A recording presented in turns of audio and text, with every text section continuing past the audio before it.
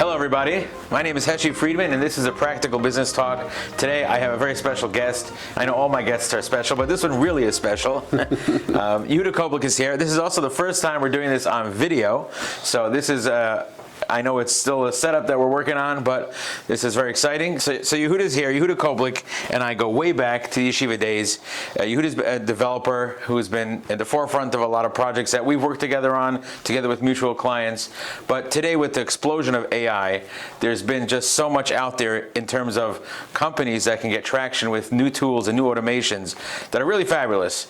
And Yehudah's been at the forefront of this, and our clients have been asking us about this. They've been preempting us sometimes, and anytime I mention AI development of certain, there's certain things that we're doing to help with that, they're interested in that. So Yehudah and I have kind of partnered up here in trying to make packages and plans of things in AI to help businesses within the web, within their website, within their operations, within their sales, to really help them scale and get on the bandwagon. So that's why we're here. And Yehudah is a great person to have a conversation about this, because he says things that I don't know I know AI, but I don't know what he's talking about sometimes. And what we want to do here is bring these things down to the practical level and discuss just some of these new tools and technologies that are available for people to benefit from, that we can really give everybody here an idea of what you should be doing. If you're running a business and you're not utilizing AI, you're going to be left in the dust, because this is where the businesses are going to be going today.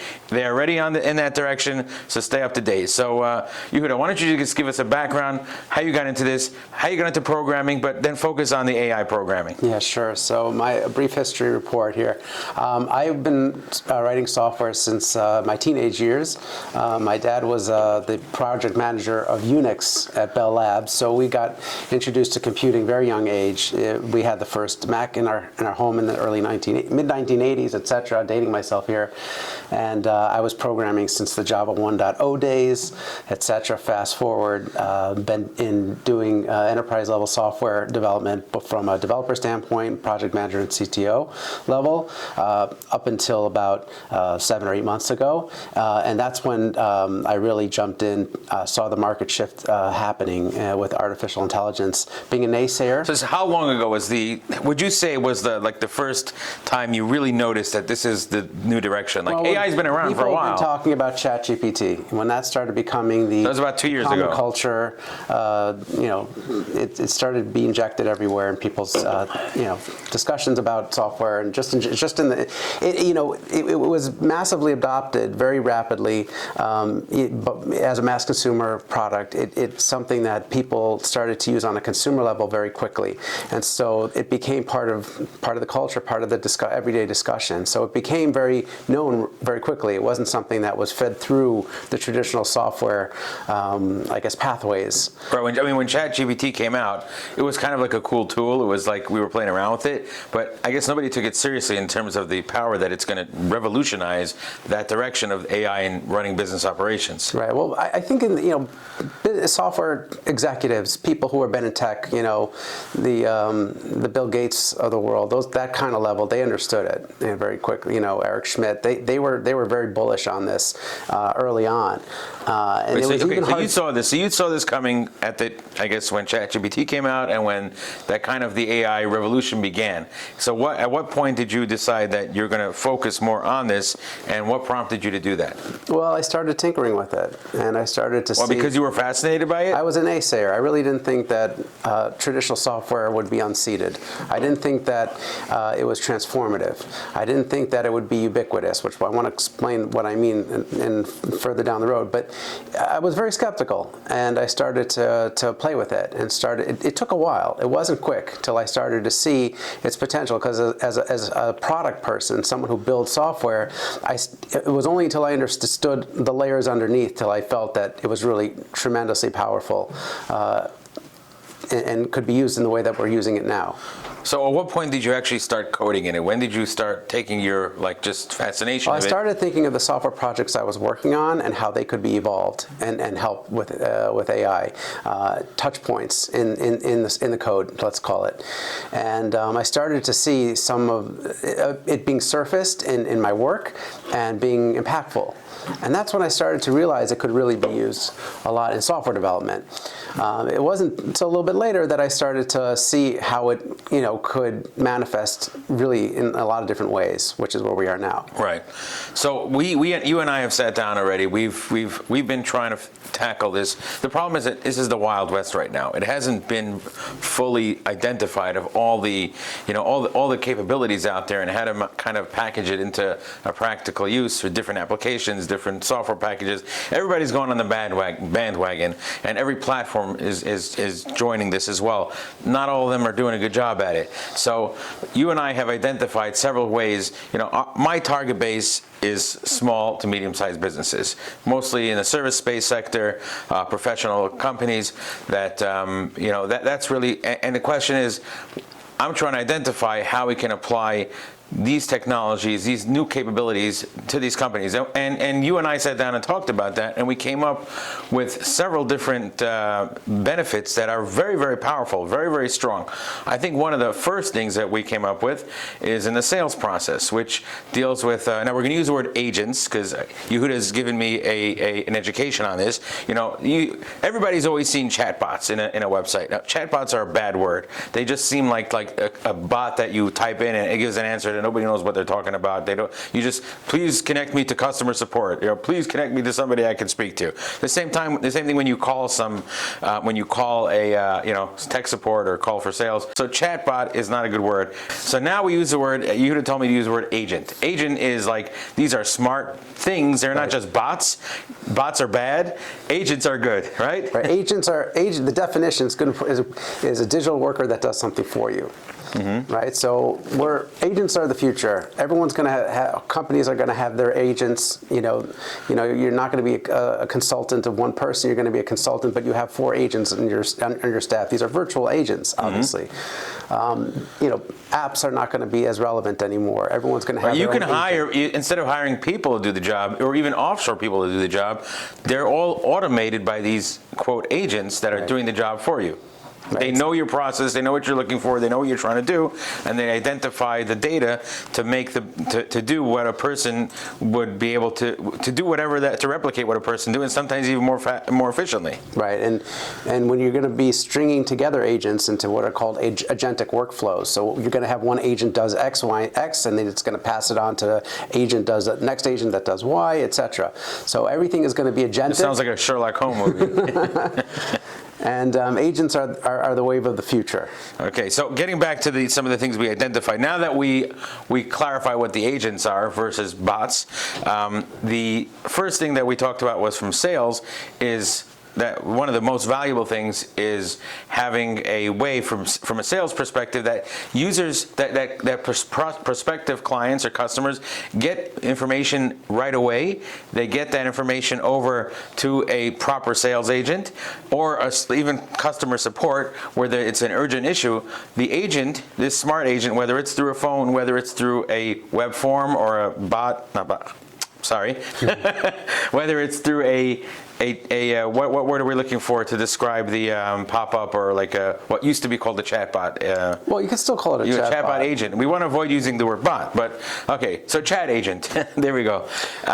So you want to be able to get the data in there. It's conversational agent. There you go. That's a kosherized expression there.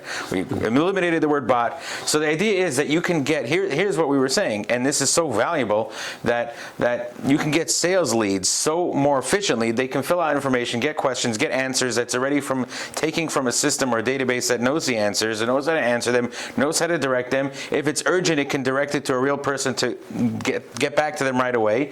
If you have one person that's on that can pick up the phone and they're already on the phone, you don't want to lose that. So this can get to them right away. So there's also something we define as speed to lead, right? That you don't want to lose those leads or those urgent calls or messages.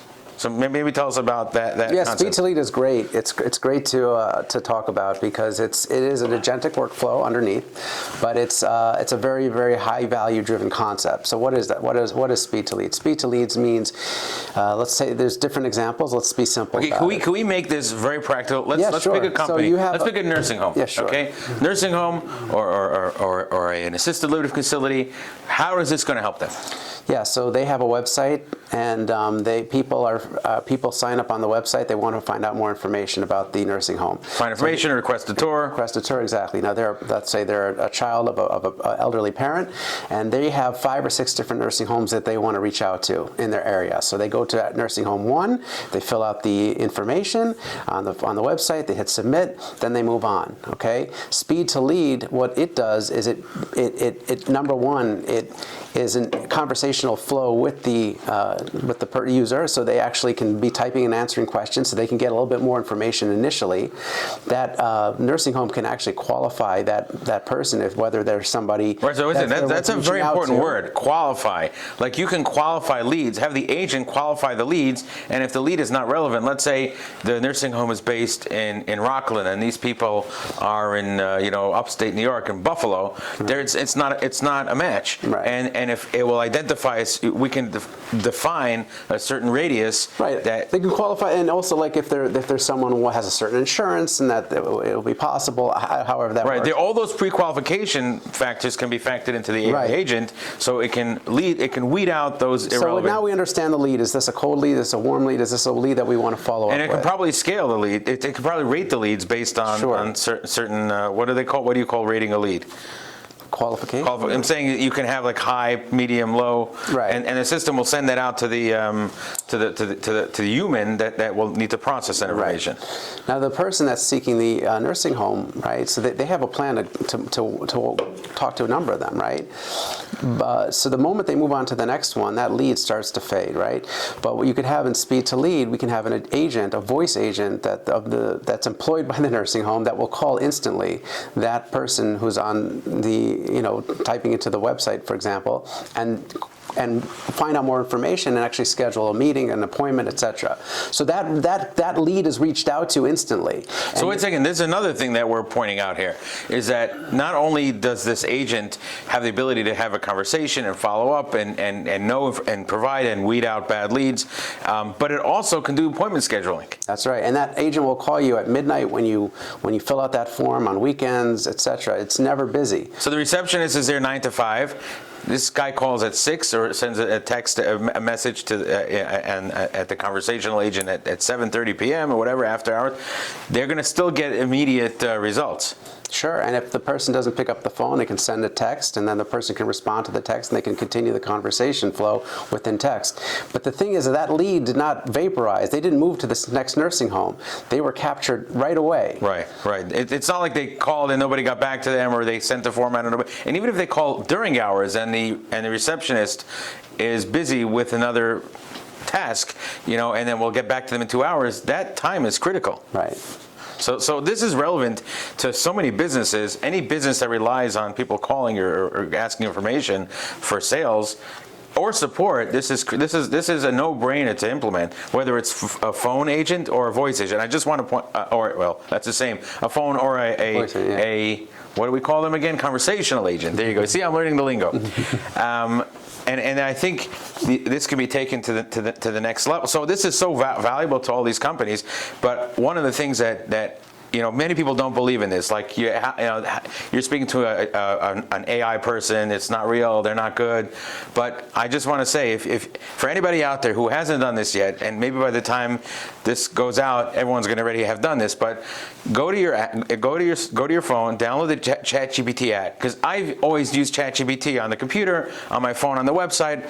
But like if you download the app, you can have actual conversations, and the response that ChatGPT ChatGPT gives you is human-like and conversational. It knows how to use the tones. It even uses the It makes it sound so real. It's not Siri or Alexa. It's so different. It's not Siri, Alexa. It's so much better. Right. You know, I get frustrated. I have Android, and like I have you know, the Google Assistant, and it's getting dumber and dumber. Like it doesn't know the responses to the answers I ask when I'm, you know, driving in the car, asking my kids questions. You know, they ask questions, and like this is so dumb. But like this, like ChatGPT has totally revolutionized this, made it so conversational. So these conversational agents and voice agents are so good. They've gotten so good, and they're only going to get better. So we're gonna see a reliance on this for every business. Right. And we will see a quantum leap ahead in voice agents in the next. Those are some of the most important things. So I would say getting leads, qualifying the leads, appointment scheduling, support. You're going to eliminate need for staff. You're going to get more quality leads. You're going to get faster lead response time. This is really valuable in a lot of businesses. And this is, on a practical level, something that we can help the companies implement and get traction with that. So another thing we talked about for AI. And by the way, voice agents can be adopted in steps. So you could have them answer the phone, you know, on weekends when you're busy, things like that. It doesn't have to replace your front desk. Meaning they don't have to say this is going to be a totally transformational business plan. You can slowly kind of shift it in and build it more and more as it's successful. Very, very, very interesting. One of the things we also were talking about is, and again, you'll give me the right lingo for this, is like we've had, sites have searches. You have to type in exact, let's say, Boolean terms or exact. For those who don't know what a Boolean means, you have, let's say, you want to search for one term or combined term, or it has this word and that word, and the searches are pretty hard with that. But like, as you all know, with ChatGPT, you can just ask a question and you get a response based on the question. So the idea is to use that same technology of asking in a conversational question, and the system will read the database, it will read the data that it knows about to provide proper answers. And this is very relevant for sites that provide information or have data, and you want the users to be able to pull out that data in such a much more powerful search. What's this called? What's this technology called? Well, we can call it an assisted search. That's the easiest assisted search term for it. But it's like you said, it's basically injecting an agent or an assistant into the workflow, into that search process, pre-post, etc. So it gives you, it corrects your spelling, it refines and understands what you're really looking for better. Hopefully, it can summarize the results in a way that you like them, surface to you, etc. So there's much more depth to the search, and there's also much higher accuracy. Interesting. Yeah, so that's called assisted search. Okay, so that's another thing which the companies that have data that need to be searched will benefit from. And then we also talked about think about how you search on Google versus how you search on ChatGPT. That's really the difference. And you can have that that power of ChatGPT, that assistant-like experience surfaced into your traditional search. Right. Yeah. Okay, getting into the next thing that we talked about was CRM integration. Okay, so I don't want to talk too high level, but many companies, most companies, and every company should be using some sort of database to manage their data. A lot of them are using off-the-shelf systems to manage leads, manage operations, manage inventory. These are called either CRMs, ERPs, whatever other, there's a lot of other acronyms, three-letter acronyms for these type of systems. Many are off-the-shelf, sometimes they're custom. So now you can have data that comes in to through one of these agents, and it actually connects directly to a CRM, directly to a management system, and it will work and input data directly, and that will save so much time and efficiency of having somebody manually do that. So there's automation in that that's amazing. Right. We like to call it automatic CRM updates. It's still traditional data in, data out, but now you have agents that are doing it for you. So you would work with these CRMs. How would you? You would have integration with the CRMs, but all these CRM systems they're pretty well adopted with integration points now that work well with AI tools, for example. So you're talking about serious efficiency upgrades when you're dealing with that as well. And another thing you can do with this, because like in our speed to lead example, the step 3 of that would be the nursing home, right? The agent speaks to the prospect, right? All that information, that entire conversation goes directly into the CRM. Tasks are created to follow up with the right people, etc. And that, I guess, that process can move forward automatically. Right, it automates, and right. Again, nobody has to actually go listen to that call, write down what happened, and then go into the CRM and create a new ticket, etc. Right, you can define the tasks, and the system knows those repetitive tasks or how you work. That's a huge savings. There's of a time. learning mode, or some huge savings of time. Yeah. Which you would normally have a staff doing that, and that would save you a lot of money. It would really save time and money. And then also with this type of technology, this is crazy. I mean, I think this is like. Think of a form that you fill out. Think of an application form. Think of like a long application form. Like sometimes you have these forms that, when it comes to medical, or we gave the example of nursing home. There's HIPAA compliancy. There's so much data that you have to fill out. These forms are so overwhelming. They're really. And people get stuck in the middle, or they abandon in the middle because they don't have all the information. Right, there's no continuation. Right. So this, you can kind of lead them into meaning you define all the questions beforehand, and they kind of just fill it out as they go along.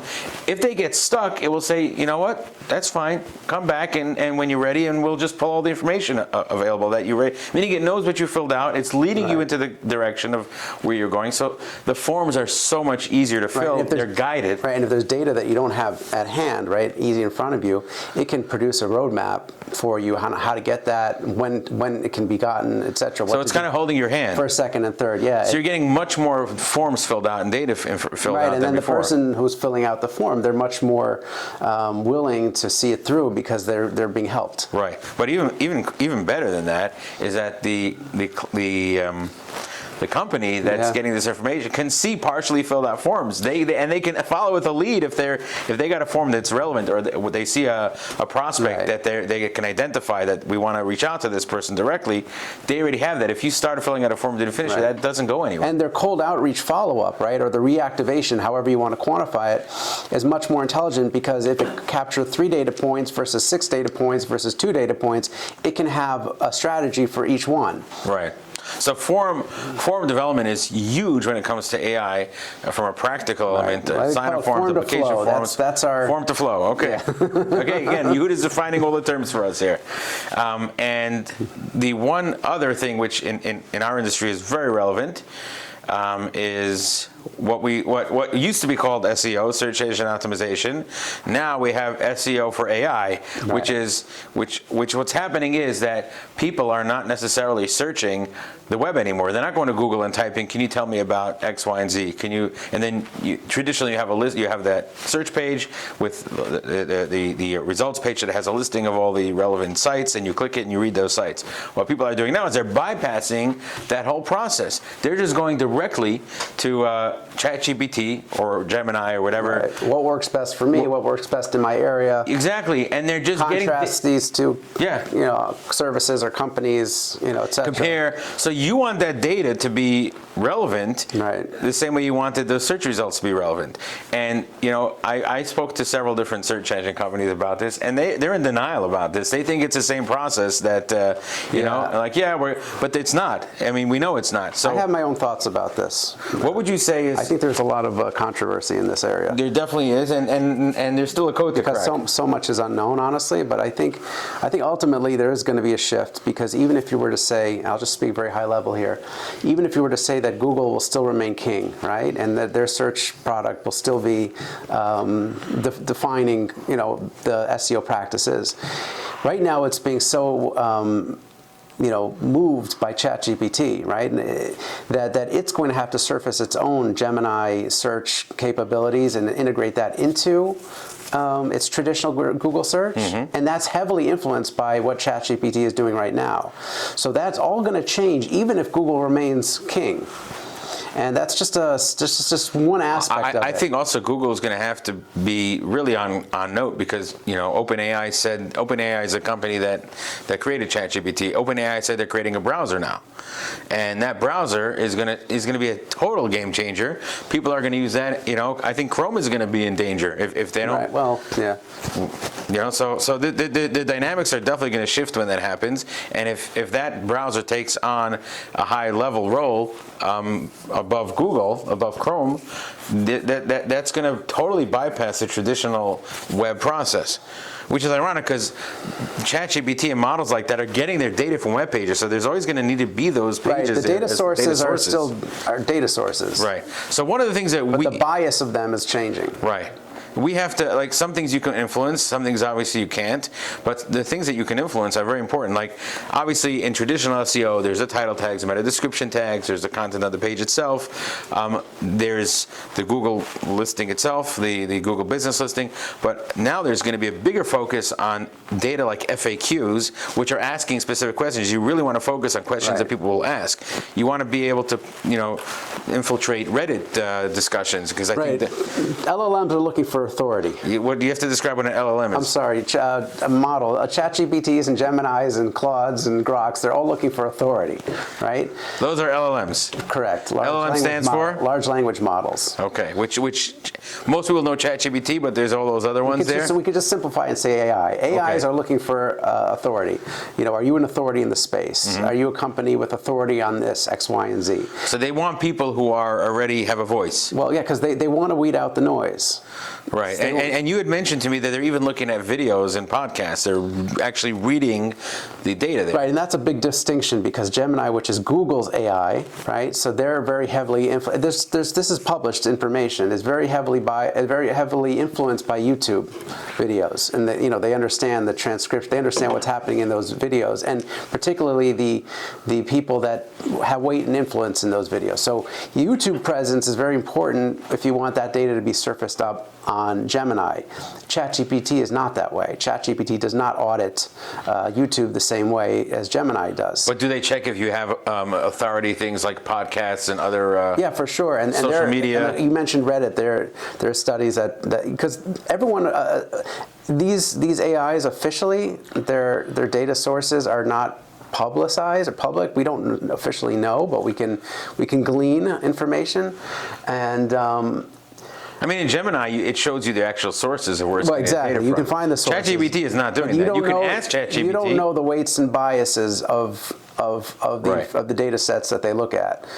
But for sure, we know that if just anecdotally, for instance, on ChatGPT, we talked about Reddit, but also Wikipedia is very influential because Wikipedia is understood to be an authority, and that's why Grok is coming out with their own Wikipedia. Because the Grok feels that Wikipedia is a little bit biased. Exactly. It's more than a little bit biased. But to a business owner that's concerned about their SEO, they have to be thinking about having a Wikipedia presence, right?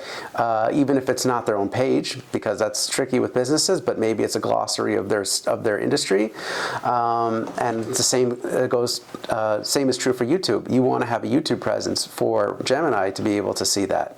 Right. So these are all things that traditional. Having a YouTube page was important in general for SEO in the past. Having a Wikipedia page was also. Having an FAQ page is also good. But now there's so much more stronger in their relevancy because there's so much more search occurring on these AI platforms. Exactly. Right.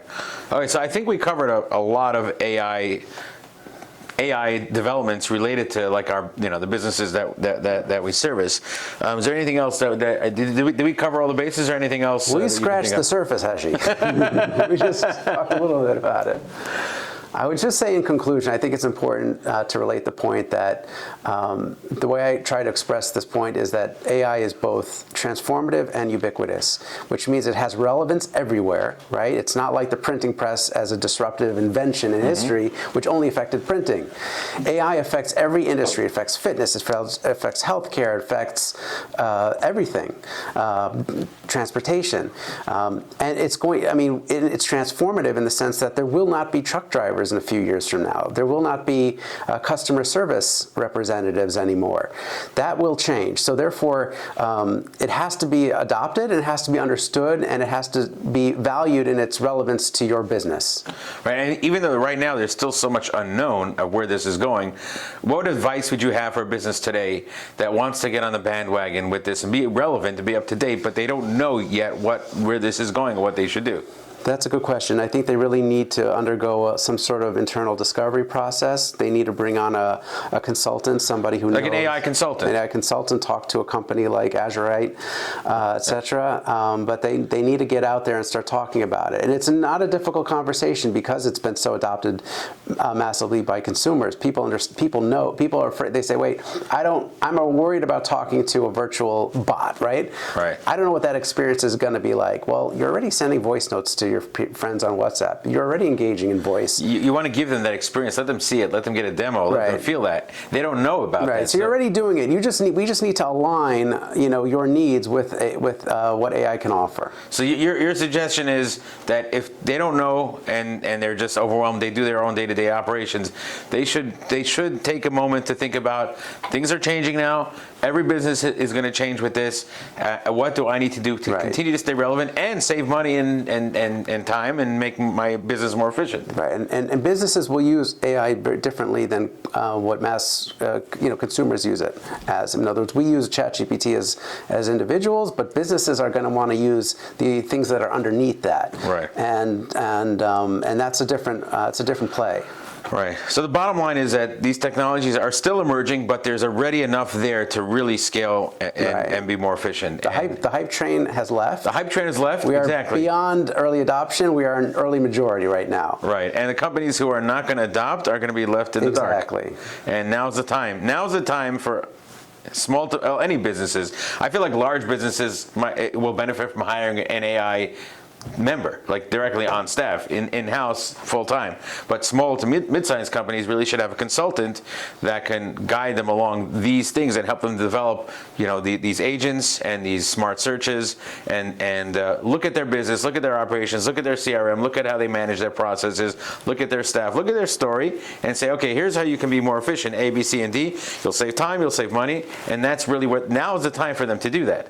I think the companies that are going to do that are going to be the ones that are going to continue to be relevant. And if they don't take up any of these things, they're just not going to be relevant. Right. I mean, obviously, there's a lot of other factors to play a role, but that's a big generalization. But I think we can both comfortably say that now's the time to adopt. And if you don't know how to adopt, speak to a consultant and get yourself up and running with this, because you're going to be in the dust if you're not. Okay. Wow. Okay. So Yehudah, that was great. I learned a lot. I keep on learning from you on this more and more. And it's like there's so much to learn so fast. And just sitting with you and talking about this and having our conversations and meetings and seeing how we can help businesses really gives us that insight and to help those companies. Okay. Thank you very much. And I'm looking forward. You're welcome. I'm looking forward to your speech. We're having a networking event next month in the RBBN if you're in the Rockland area. It's still this month. It's this month. You're right. It's like a week and a half. Correct. Yeah. And Yehudah is going to be the guest speaker and talking about AI, scaling your business with AI and your business. That's what you're talking about.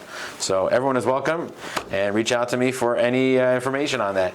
Okay. Thank you very much. Thank you, Heshy.